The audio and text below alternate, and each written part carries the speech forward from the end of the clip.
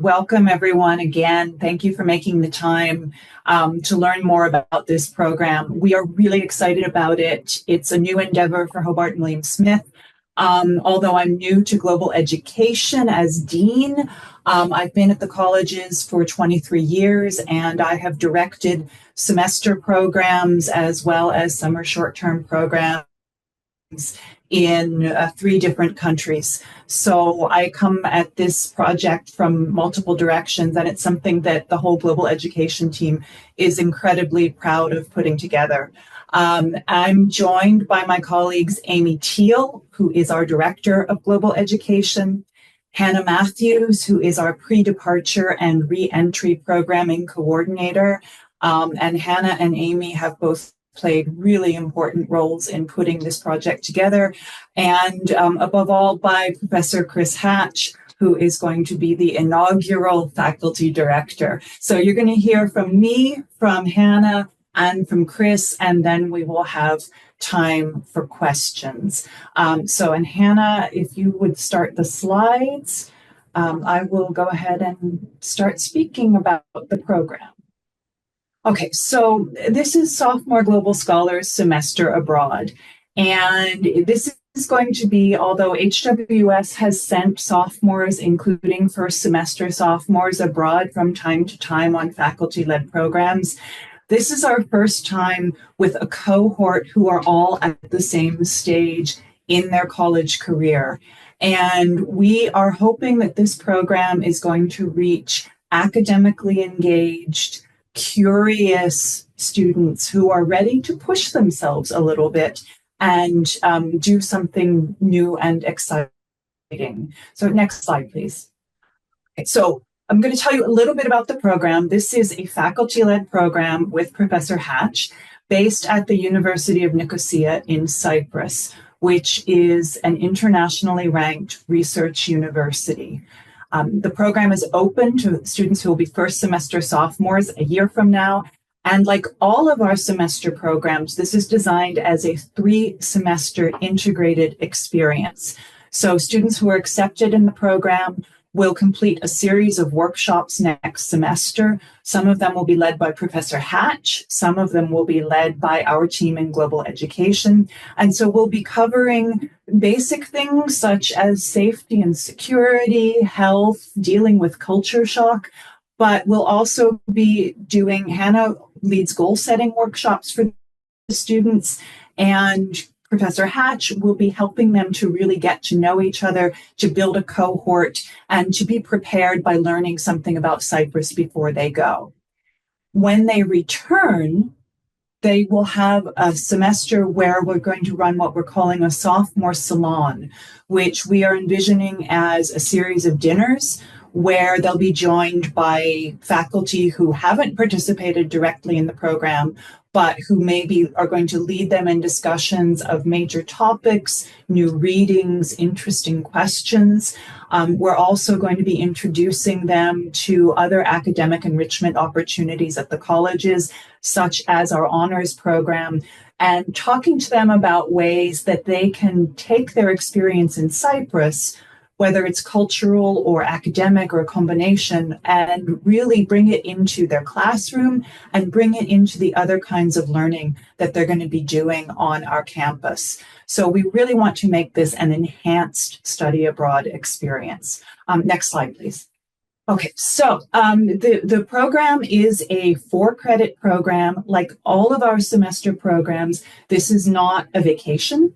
It is a semester engaged, earning HWS academic credit. So the students are not going to fall behind. And again, one of the reasons we chose this particular university is that it has courses that are going to connect with students pretty much regardless of their major. So whether your student is just beginning to think about a major and is still kind of finding their way, or if they've decided on something and are looking to get some prerequisites and intro-level courses done, they should be able to find a match at this institution. So the students will take 3 courses. They will be taking Professor Hatch's course on the performing arts of Cyprus, and he'll speak more about that. but that will be only for HWS students. So it will just be the 15 to 20 students in this group. Then each student will choose 2 courses from the university's regular offerings. And although this is a university that located in a Greek-speaking place, 90% of their courses are taught in English. So they will choose 2 courses from the vast array, and they'll be in those courses with degree-seeking students at the university and also with other international students who maybe are there taking degrees or maybe are there for a semester. Finally, the 4th credit is going to be a culturally immersive experience, and the students will get to choose. So they will get to choose a research placement at the university, or an internship in Nicosia, or a Greek language and culture course taught at the university. And this is a really early opportunity for a student who wants to do research or wants to do an internship. It's pretty unusual to have that opportunity, especially internationally, as a first semester sophomore. So that's the end of my introductory comments, and I'm going to now give Hannah the floor. Hello, everyone. Once again, my name is Hannah Matthews. I'm the Pre-Departure and Reentry Programming Coordinator here at the Center for Global Education. And I'm just going to give you a kind of quick introduction to Nicosia and to the University of Nicosia and a little bit about what life will be like for your students. So Nicosia is the capital city of Cyprus, which is an EU member state. It is a fairly small island, but large for Mediterranean islands in the eastern half of the Mediterranean, which means that our students get the benefit of being in a small city that is still, again, the capital of an EU member state with all of the resources that come with that status. Cyprus has more than 12,000 years of human habitation, which means that there is a really rich history there from the Neolithic era through the classical period. It was the birthplace of Aphrodite in Greek mythology, all the way through Venetian occupation, the Ottoman Empire, British colonial rule, entry into the EU. There's a lot of history on the island for students who are interested in various periods of time. On kind of a fun note, Cyprus has 3 of the top 25 beaches in Europe. So it's a beautiful, beautiful place, a lot of natural beauty from, again, the beaches, but there's also a mountain range in the middle of the country. There's even a ski resort as well. It is the meeting point of 3 continents. So there is a history of rich cross-cultural interaction throughout the thousands of years of human habitation on the island, all the way up through modern day. So that's a little bit about the location more broadly. But for the university itself, as Kristen mentioned, the University of Nicosia is a research university that is ranked among the top 2% of universities worldwide. This is a wonderful place to study a wide variety of fields. So again, no matter what your student is interested in studying, there will be courses that will interest them at UNIC. As Kristen mentioned, 90% of their degree systems are taught in English, so these courses are very accessible for our students. A few curriculum highlights. I'll talk about a few curriculum highlights, but there is much, much more to their curriculum than just what we're mentioning here tonight. UNIC is an AACSB accredited business school. This is a great place to study business management if you have a student in that major. They also have a really strong blockchain and digital currency program, which is of interest to a lot of our students today. Cyprus is a great place to study international relations, politics, peace studies. Again, it's a small EU capital, and there are a lot of diplomats coming through, people who have strong political ties to the EU and other countries globally, who often stop by the university and are a great resource for our students. They have wonderful lab sciences and research placements for our students who are in the lab sciences, but those research placements are also available for students outside of the lab sciences field too. So if your student is not studying STEM or, again, a lab science, that is still an option that is open to them. They have a really broad depth of psychology courses from the intro level through clinical psychology, fascinating special topics courses. Their architecture program is a particular highlight. There's a lot of architectural history courses, as well as really creative studio classes. Their media center has great resources for podcasting, television production, photography, and a few select internship placements. In addition to this list, they have wonderful history courses, literature, music, a great engineering program with a lot of really specific and unique courses there too. So again, these are just a few highlights of the many available at UNIC. Now, in terms of life at UNIC, they have more than 14,500 students from 6 continents.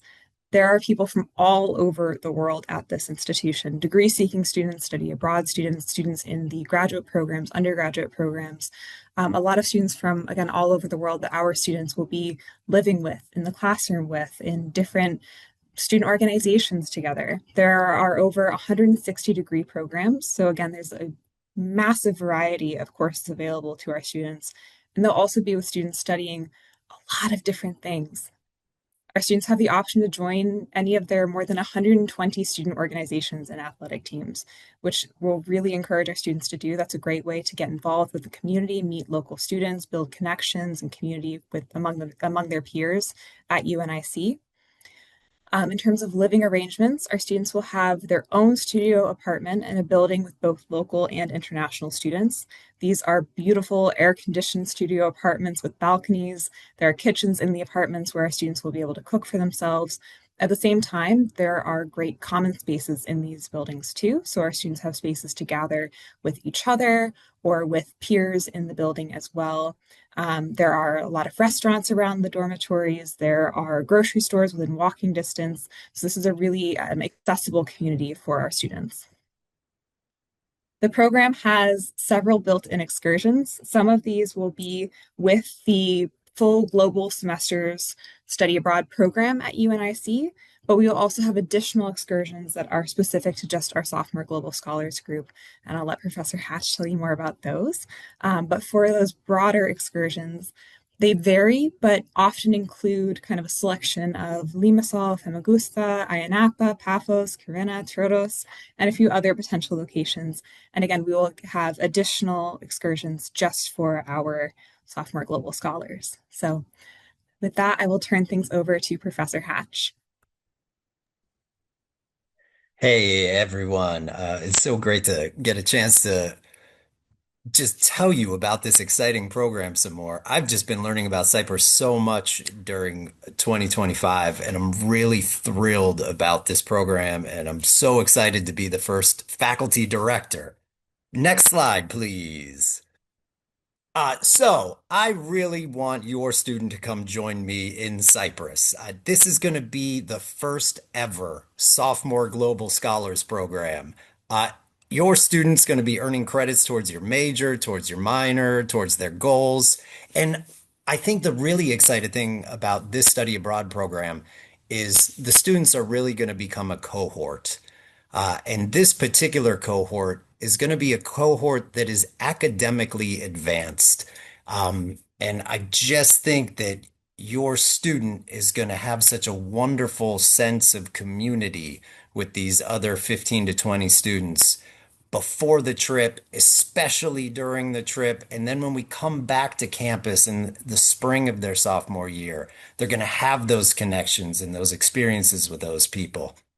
Next slide, please.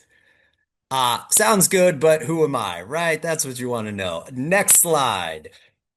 I am Professor Chris Hatch. I've been at Hobart and William Smith Colleges for 16 years. I'm in the theater department, and the majority of the classes that I teach are advanced acting classes. However, I teach a class outside of theater in American Studies that's focused on the history of baseball and how baseball has influenced the development of the United States and also other countries in the Americas.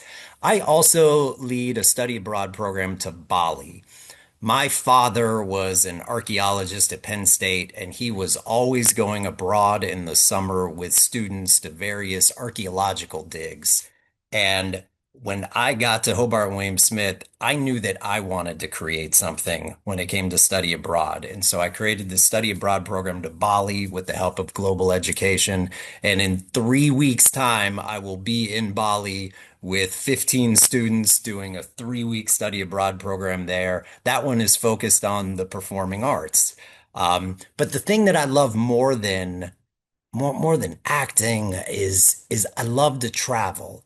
And I believe in global education so much. You know, as a professor, we know that we have the opportunities to change the lives of students, but so often you don't see it. It happens after the fact. You get the email 3 years after they graduate saying, "Hey, your class meant a lot to me and I'm using it now." But one of my favorite things about taking students abroad is you see them changing in the moment. When I take that bus ride from the airport in Bali to our hotel, and the students are looking out the window, seeing different architecture and different traffic patterns and different clothing. You see their eyes just lighting up and their minds are changing in the moment. And so that's why I'm really excited to lead this program for a semester in Cyprus. Next slide, please. But before I talk about the course I will be teaching in Cyprus, remember that, next slide, your student will take 4 courses there. 2 of them can be any courses of their choosing. And I have seen the array of courses that this campus has. It's incredible. There is not a student on our campus that couldn't find courses that are going to be useful towards their majors, towards their minors. So 2 of those courses, they're going to take anything they want. That 3rd course is going to be with me. And the cool thing about that 3rd course is it's only going to be the HWS students. So I will be teaching my course, but at the same time, it's going to be a great time for all of us to check in with each other, see how we're doing, just have conversations about what it's like to be studying abroad for the semester. That's going to be such a great opportunity to be building this community. And then this 4th course is that research placement or internship or that Greek language and culture class. Next slide. All right. So before I even started building the class, I wanted to identify what a couple of my like big broad goals were going to be in whatever class that I built. And the first goal that I had was I wanted to create a course that enhances our enjoyment and appreciation and understanding of Cyprus and of the culture of Cyprus. I wanted to turn Cyprus just into a living classroom. I want us to learn about Cyprus by experiencing Cyprus. The second thing that I wanted to do is I wanted to create a course that really transforms the 15 to 20 selected HWS students into a strong team of young scholars. My class isn't just going to educate, it's also going to build a community. I what I do as a profession outside of professor world is I'm a professional actor and I do professional directing work. I am used to being in a group that needs to come together quickly to achieve a common goal. Sometimes I'm the leader of that group. And so I am very confident that we're going to have a very strong cohort of students and a very strong team by the time that we get back from Nicosia. And the final thing is I wanted to create a course that could be academically useful to everyone, no matter what their academic interests are. This course, I designed it in such a way that it is going to satisfy the arts requirement that HWS has that every student needs to fulfill. So even if a student isn't interested per se in the performing arts, this course is going to be of use to them in their sort of quest to graduation. The second thing is, uh, we are at a time now where soft skills are making a big comeback in terms of their importance in the workplace. And you often look at lists of the most important traits that someone can have going into the business world or whatever. And one of the top ones is always the ability to speak in front of people, public speaking. I don't straight up teach public speaking classes. However, if you are a student in one of my classes, you have the ability to walk out of that class a better public speaker. And the students in this cohort are going to walk out of my class better public speakers. And also, it's going to strengthen their collaboration skills as well. So, next slide, please.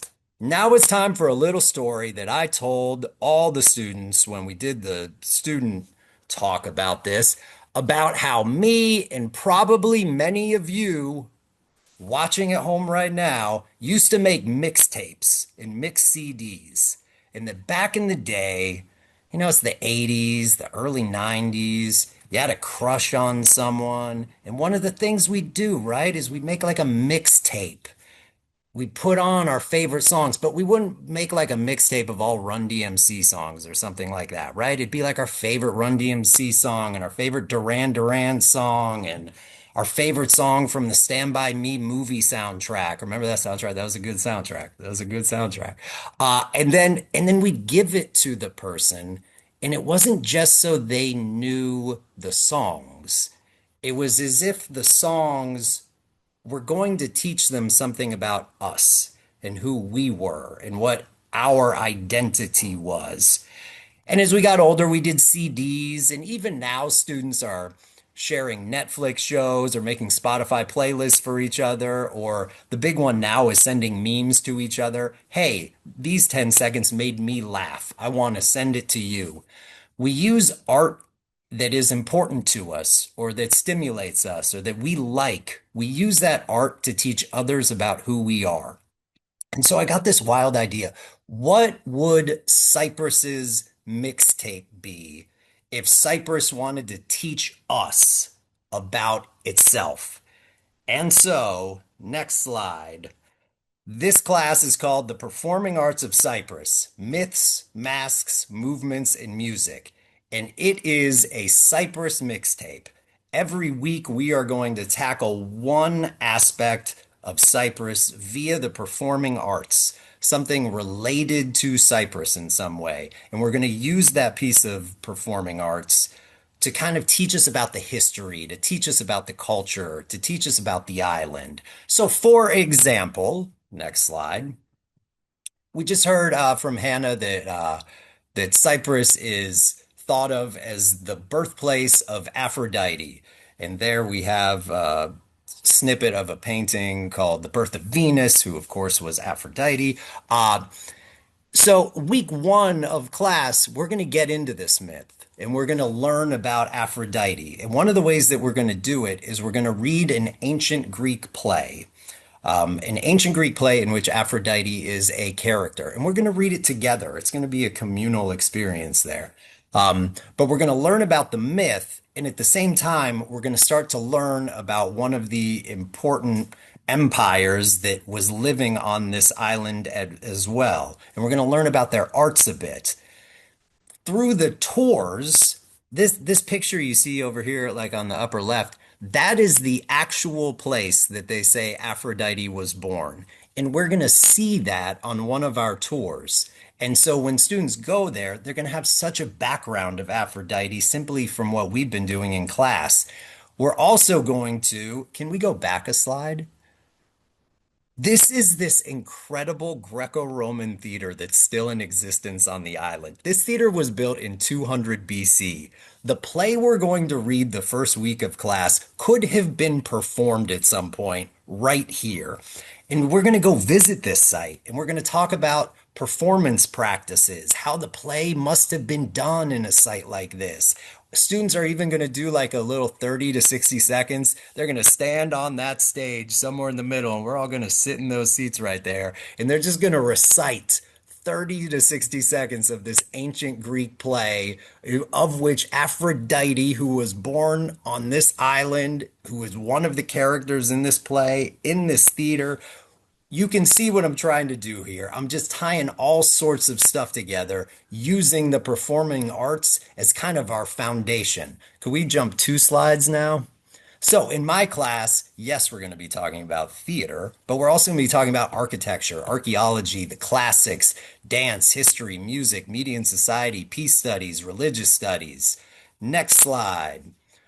Some of the topics, I said it's going to be a mixtape and we're going to jump around. We're going to look at Greek myths of Aphrodite and Apollo and Adonis. We're going to look at Greek theater architecture and archaeology, but we're not just doing old stuff. We're going to learn about the current performing arts scene in Nicosia. I'm going to bring someone in and we're going to learn Greek and Turkish folk dances. We're going to dance together and experience this culture together, just embodied learning about this culture. We're going to get into the music of Cyprus. I'm a big Shakespeare person, and I really love the fact that this is just a fun little side fact. Shakespeare, who stole a lot of the ideas for his stories from pre-existing texts, um, the pre-existing text for the play Othello set the entire play in Italy. When Shakespeare put it together and created Othello, he said, "No, we'll start it in Italy, but we've got to move this play to Cyprus quick." Shakespeare even knew what was going on in Cyprus. At that time, it was the Ottoman Empire and the Venetians going at it with each other. And Shakespeare's like, this is going to be great for Othello. So we're going to get into that a little bit. Shadow puppetry is really big on this island. Even 30 or 40 years ago, shadow puppetry was still on TV. So we're going to look at that. We're going to look at how art is used for peace in modern Cyprus. And then a big theme we're going to be talking about, and I touched on it with the mixtape, is how we often use art to create identity. And that'll be a theme that's kind of running throughout the semester. Next slide, please. So I want your student to be a part of the first ever Sophomore Global Scholars cohort and maybe dance with glasses on their head like this guy right here. This is a very popular folk dance in Cyprus where you continue to stack more and more glasses on your head. We might not try it, but I definitely want to get the students to be able to see this because it seems just incredible. And finally, one more slide, please. Just two great quotes about travel. The world is a book, and those who do not travel read only one page. And the other is, do not tell me how educated you are. Tell me how much you have traveled, and I will know how educated you are. Thank you so much for listening to me. Okay, thank you, Chris. And this is the point where I always say, wow, hard act to follow. But I'm going to return to some more prosaic things and just very, very quickly, so we have time for questions, go through the application process and some other information about the program. So this is a two-step application process. We want the students to be nominated first, and nominations are currently open. Students can be nominated by a faculty member. Many of them might be nominated by their first year seminar professors.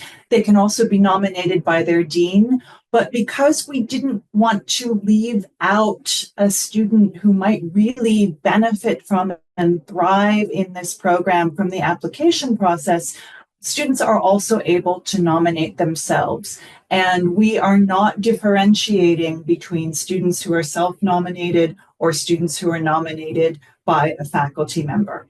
So nominations will close on December 20th. And then on December 22nd, we will send an application link to to nominated students. And they will submit a full CGE application, which includes sort of basic questionnaire information about themselves. They'll write two essays. One of them is about the academic fit that they see for themselves in Cyprus. So they'll need to spend a little bit of time on the university's website and look at the courses that might be available to them. The second essay will be a cultural essay where they are talking about an experience of cultural difference. And that does not mean something that they have to have done abroad. It can be something that even they've experienced on the HWS campus. They'll upload their unofficial transcript, which they can do very easily, give us a records release consent, and also have their academic advisor's e-signature, just so that we know that they have talked to a faculty member about this process and program. Next slide, please. So what do we look at? Well, we're going to look at their transcript. We expect that the minimum GPA a student will have for this program is a 3.0. Obviously, we're talking about students who don't have HWS grades yet.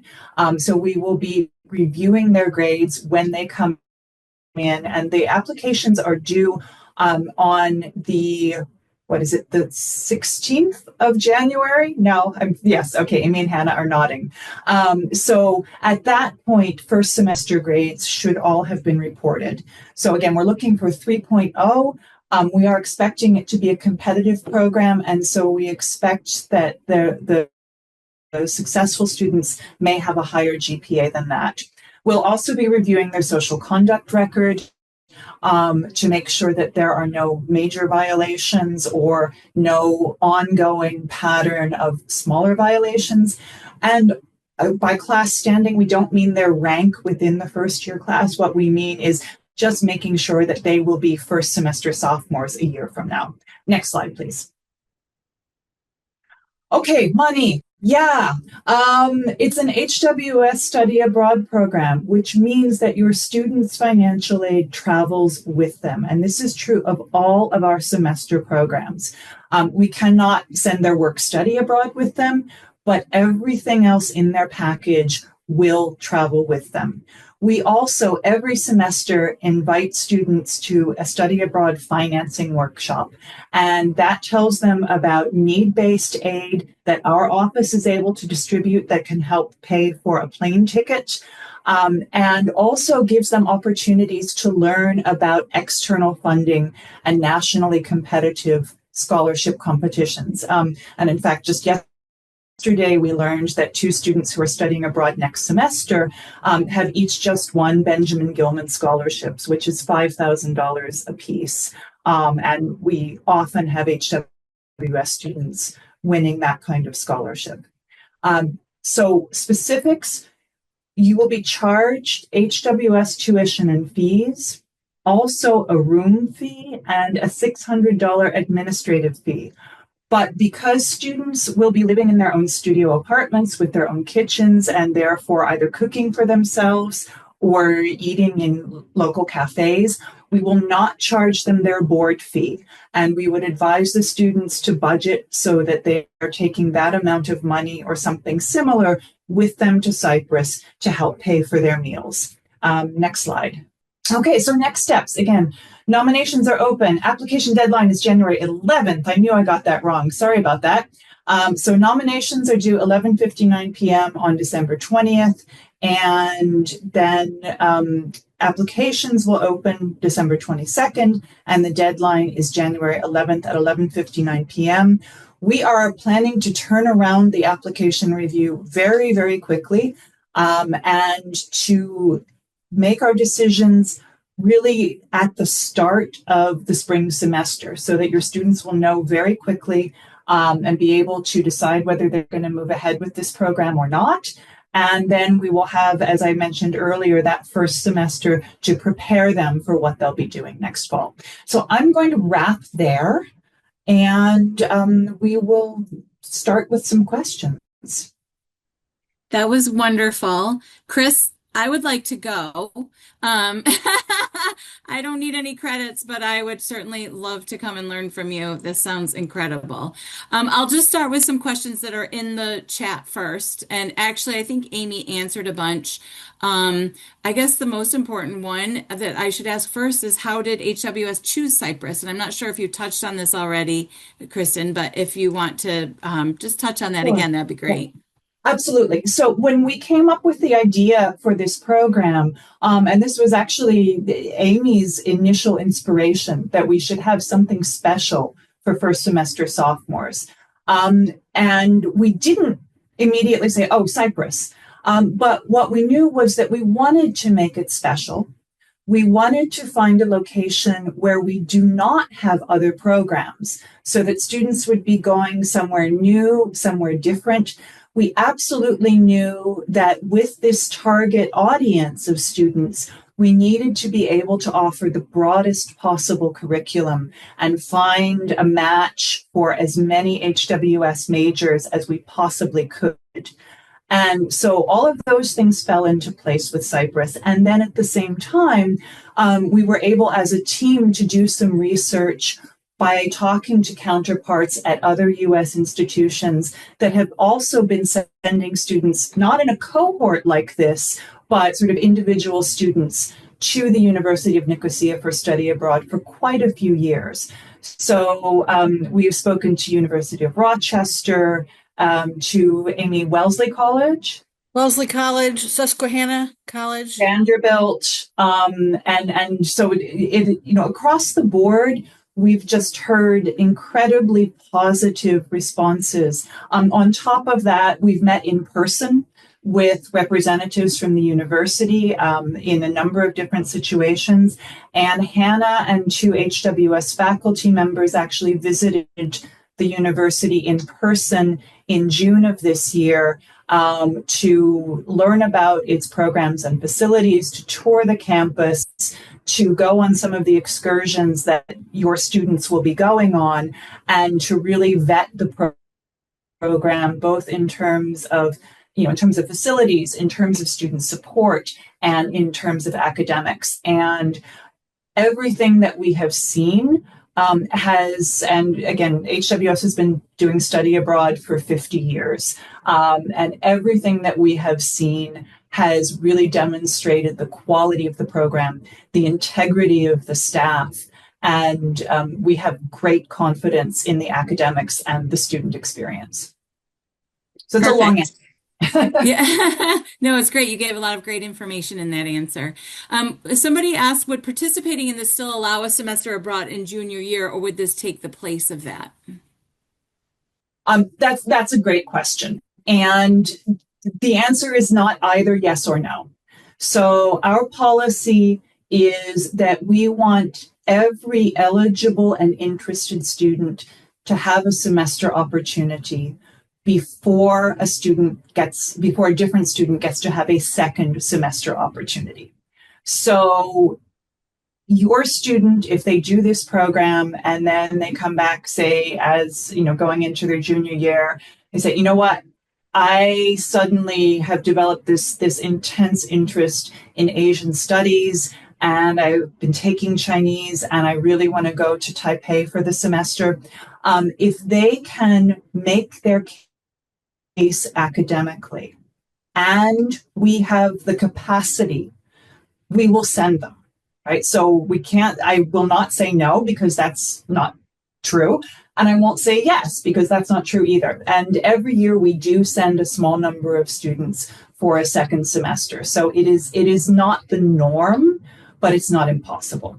And Amy, I don't know, is there anything I missed in that response? No, just that many students, as a result of a really high impact study abroad semester, do come back. They don't think they want more than one when they start, but after one, they say, yes, I want another one. I will say these students, because they will have that high impact experience earlier, they have a better, if anyone is going to get a second semester, they have 5 more semesters where they might get another one, as opposed to only 2 or 3 where they might. So again, it's not definite that they will. They would have to have a good reason other than that they have a travel bug, but they'll be well positioned. And they will also, what's very important, even if a student doesn't get a second semester abroad program, we have these amazing, through our career services office, we have these amazing funded summer internships.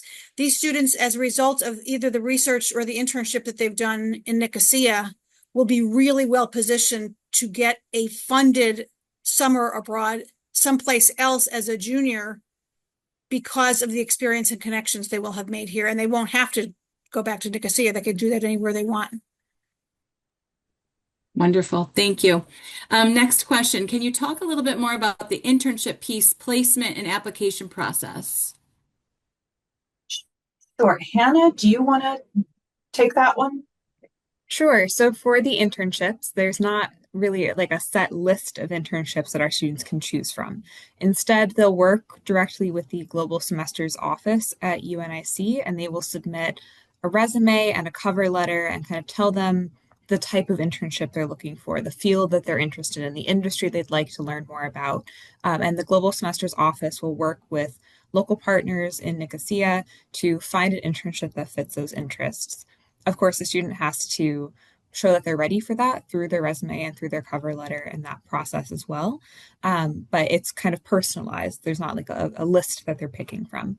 For the research placements, those work a little bit differently. Faculty at UNIC propose to have a research placement working with them or in their lab. Students can look at what is available for that semester on the Global Semesters website, and then they will apply through that website, again, with kind of their CV and a letter kind of explaining their preparedness. So it's 2 different processes there. Thank you.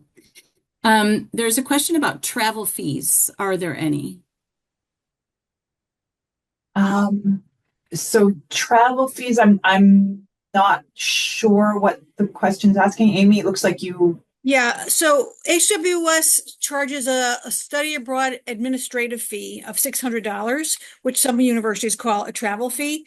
So that's charged for any semester abroad.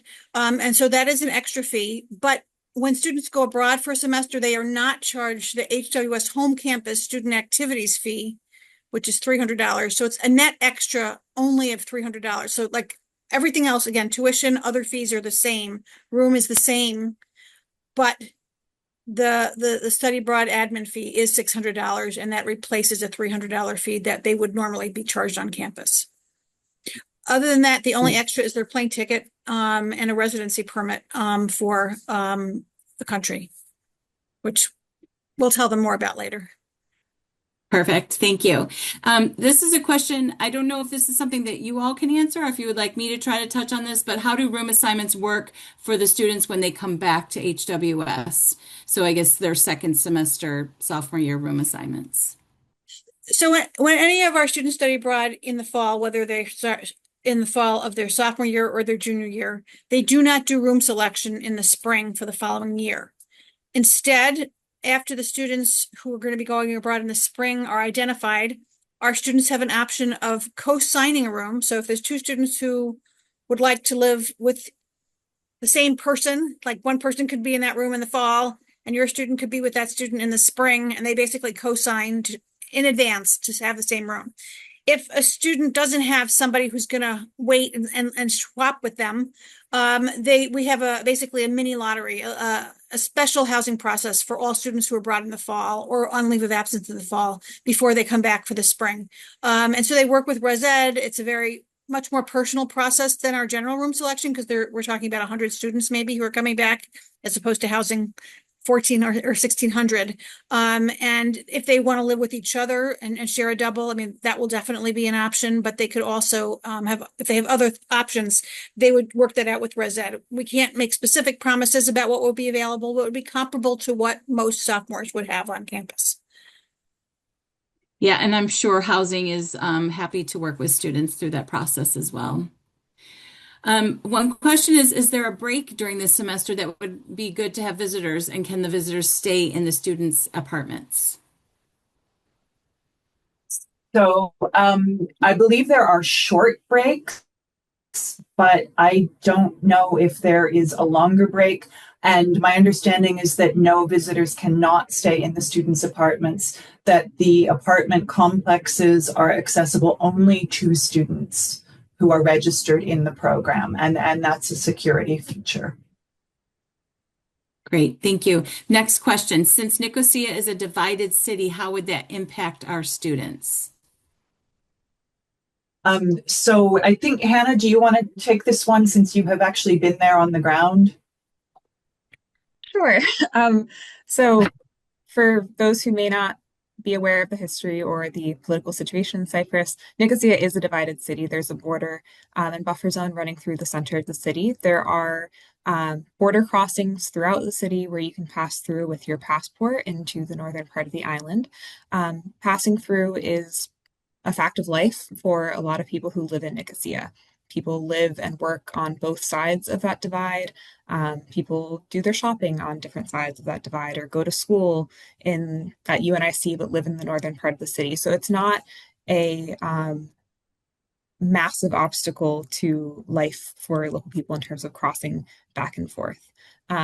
It's not something that our students are going to choose to do very frequently. That is a question that we asked our hosts and other institutions who send students to Nicosia. It is an option if they would like to. Our health insurance works in both the southern and northern parts of the island for our students, so they'll still have coverage and care if they do choose to cross.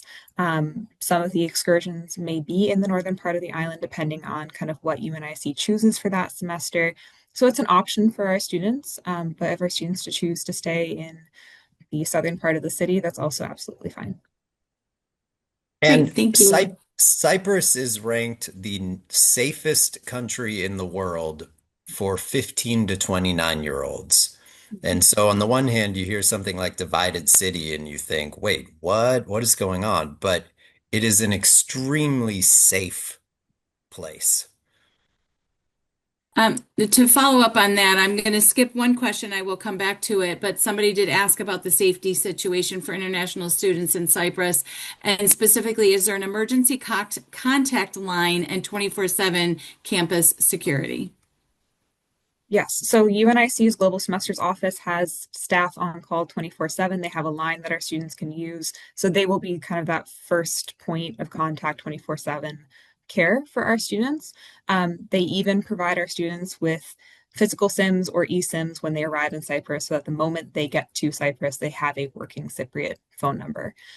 There is also a robust kind of medical system on campus, as well as a counseling center if that is something that our students need. So that was one of the reasons that we chose UNIC in the first place, is that they have such a robust system of support for our students and work with us quite closely to make sure our students are getting the support that they need.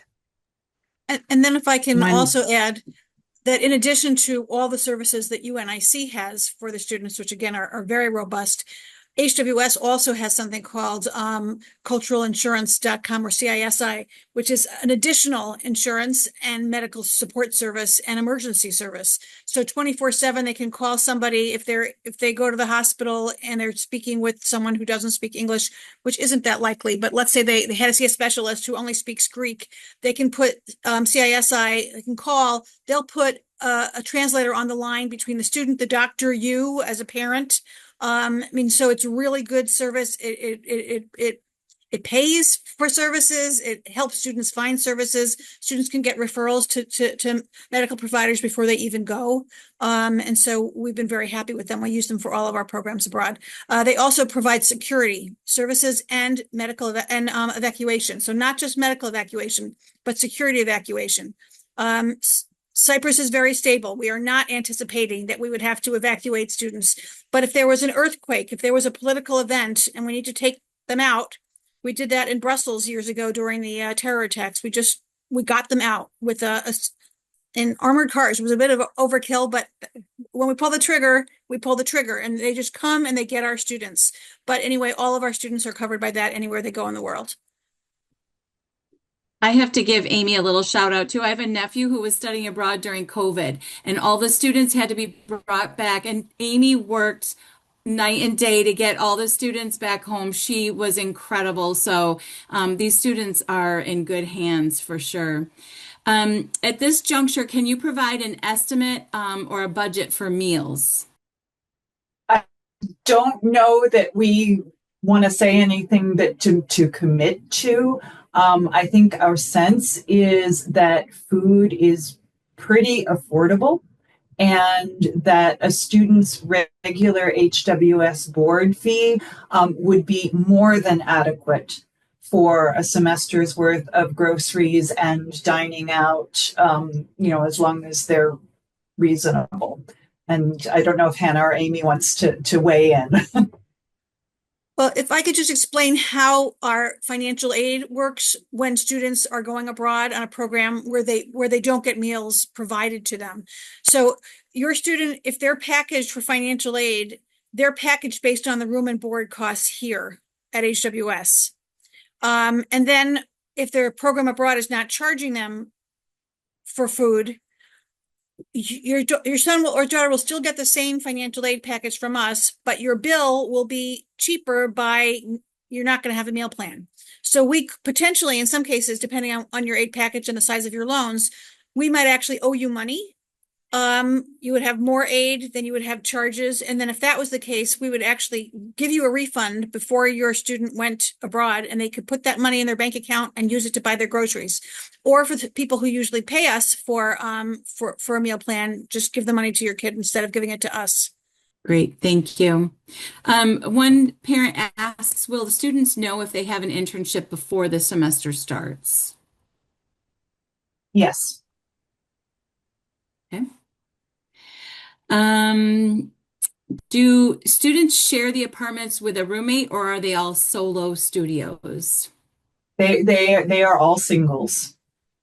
Okay. I think there are Thank you. 7 doubles in the entire complex.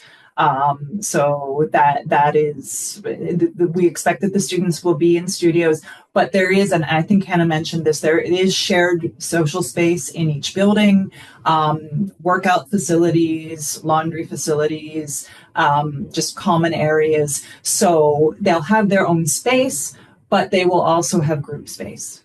And even in those 7 doubles, the students still have their own room. They just share a common space. Great. One parent asks, how easy is it for students to travel to other countries given the location? So Cyprus is an EU country. It is very easy to catch a flight to other countries in the area. That said, those flights are longer than they would be if you were studying in Central Europe, right? So it is possible. It will take planning though, and it's not an every weekend thing. It's also important to note that students can't miss class to travel, right? This is an academic experience. So they need to be careful in planning those kinds of trips around their course schedule and commitments to their courses at UNIC and also our faculty director course and any required excursions. Great. And do you know, Hannah, from your experience being there, what's the ease of travel to other countries, and is public transportation reliable? I think you talked about the ease because it is an EU country, but how about the reliability of public transportation there? So there are buses in Nicosia, there are buses between different cities. There isn't rail transit in Cyprus, but there are pretty accessible bus routes. The airport is in Limassol, I think. Larnaca? Larnaca, there we go. The airport's in Larnaca, which is like 40 minutes or an hour from Nicosia. So it's not in Nicosia, but there is pretty easy transportation to get to the airport. And then flights to Europe are several hours. Great. And a follow-up question to the earlier one about the internship, just to clarify, students would know if they get the 2 classes they want or prefer and the internship offer before they commit to going. That's a question? No. So students will be given offers of admission to this program in mid-January, around the time that the spring semester begins. And then over the course of the spring semester, so they would need to commit first. And then over the course of the spring semester, they would be working through us with the University of Nicosia Global Semesters program to say, okay, I want the Greek language and culture course. I would like research. Again, the research application process and the internship application processes, as Hannah mentioned earlier, each work a little bit differently. But they would be doing that, and then they might not finalize their course registration until they are actually in Cyprus in the fall. And that is the model that most of our programs follow. And it seems to work very well. And Amy, I don't know if you want to add anything to that. I was just going to say that if they're on our campus, they also don't know what classes they're going to have, and there's no guarantee that they'll get them. So they're, in fact, we've been told that their odds of getting a preferred course are quite good. So not a guarantee, but sophomores here on our campus register last, rising sophomores, and have the worst crack at courses. So you'll actually have your students with a little bit of an advantage in that first semester, because that will, their status will be the same as other students at Nicosia. It will not be a lower priority. At any rate, so they'll find out there's a pre-registration, and then the final registration happens when they get there, but we don't anticipate difficulty. With the internships, again, same thing, and the research, they know what they're applying for. And if they want an internship, they will have one, but all the details will not be worked out until pretty close to arrival. Great. I think there's just one more question in here right now, maybe a couple more, but I know we're at the 1 hour mark. Real quick question about the application process. It's over the semester break, the winter break. Are the advisors available during that time, since it's a requirement for them to talk with students and sign the application? Right. So we have been talking to students about this for over a month now, and really alerting current first years that if they even have an inkling that they might be interested in this program, that they should be talking to their advisors.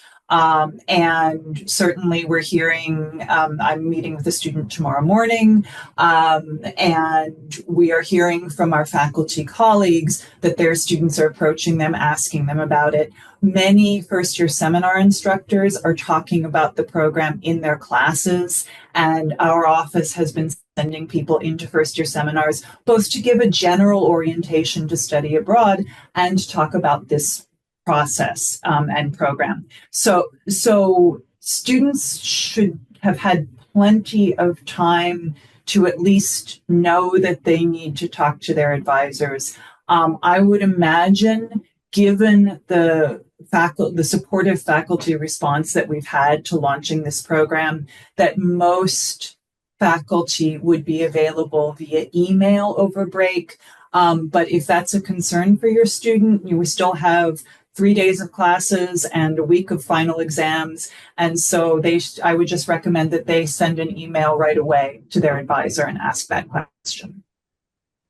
Great. And the last question in our chat right now, is there an option to get a scholarship for flight and meals? So again, our office administers need-based grants. And there's a super easy, super short application for that. And again, students will be invited to an information session in the spring about financing. So that is possible. Those awards vary, anywhere from a few $100s to slightly over $1,000. And again, if your student needs more funding than that, we would definitely want them to consider the external scholarships. And again, our office can help them know what is available and how to apply and the deadlines. And one piece of this question was, is there an option to get scholarships for flight, for meals as well? Again, your student will already be packaged for meals if they're packaged for meals on campus. And if they're not packaged for meals on campus, then the financial aid office has determined that your need is not great enough to need assistance with that. So that wouldn't change abroad probably either. So really the only extra is the airfare and a passport if your kid doesn't have one already, and registering with immigration when they arrive. That is the last of the questions in our chat, which is perfect timing. I did share everybody's contact information, but there will be more information about this, I think, going out to students maybe, and we can always include it again in the well, I guess the application process will be done. If anybody has questions, please reach out to Kristen, Hannah, Amy, Chris, or myself. Not that I have lots of answers, but I can help connect you to the right people. Kristen, Hannah, Chris, Amy, any last words? Just thank you again for making the time to be here. We know that you do a lot to support your children, and we are looking forward to working with them, whether it's on this program or a different one of our semester or short-term programs.